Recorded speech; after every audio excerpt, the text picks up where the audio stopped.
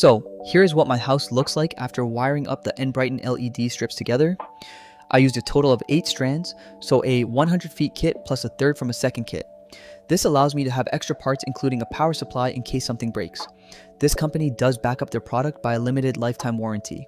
Here's the information in case you need it. So this is what the product comes in. You will notice all these items inside. I suggest you daisy chain them up together, connect it to power, and ensure everything is working as it should. It might also be easier to sync it to the Enbrighten app now. Inside the box, you get everything listed here. It gives you all the dimensions, so you can pre-plan your placement of the LEDs.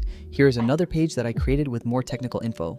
Make sure you are not connecting more than 200 feet of continuous LEDs with extension wires on one power supply, or you will see voltage drop and some synchronization and/or color issues. I personally went with this brand because of 2 major aspects. One being the limited lifetime warranty, which gives me peace of mind. And second, these housing pieces, which are held on your structure by 3M tape and can also be secured further with a screw. I have had issues in the past with tape style LEDs falling off after the cold season, but this will ensure they stay up there all year round. I generated this image of my house to give you a visual of how I wired my setup. I had 2 ends that needed the end caps, marked in green lines, and I used the barrel style connectors when appropriate as it gives it a watertight protection. In one point on the right side of my house, I had to create a Y-split where the LEDs from the garage area had to be linked to the second story LEDs, and then down to the power supply outlet, which is located on the far right of my home facing the house. Aside from this, I also had to splice in 2 other places, which I later show how to do for best results. So here is what those end caps look like. This video isn't necessarily showing you step by step, but it should give you an idea of some tips and tricks so you can get these lights up nicely and look good in the dark. I recommend using a 6 to 8 inch piece of 2x4 lumber to space the LED strip from your vertical walls. This will give it about a 3.5 inch displace and looks perfect in my opinion. Whenever I am wiring one story of LEDs to the next, I like to try and hide the wires behind or to the side of the downspouts. As you can see, the 2x4 spacing looks pretty good. This is probably what you came here for, the Y-split splicing. For most, this might be the scariest part, but it actually isn't that hard if you understand the flow of current and just basic power flow.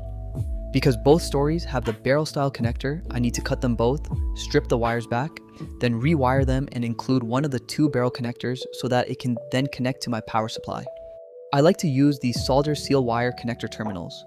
They essentially allow you to connect wires without the need of a soldering iron, but instead, you use a heat gun to get the internal solder to a melting point, and that is how the 2 or 3 wires make a stable connection to one another. In addition to the easier wiring, it also creates a nice waterproof seal, if done properly, so you don't get water where there shouldn't be any. To be more professional, you can also get these 2-to-1 ratio heat shrink tubing that has an inner layer of glue to then cover up the splicing of your wires and make it seem like it was never spliced. I highly recommend you get some if you plan to keep these lights up for the foreseeable future.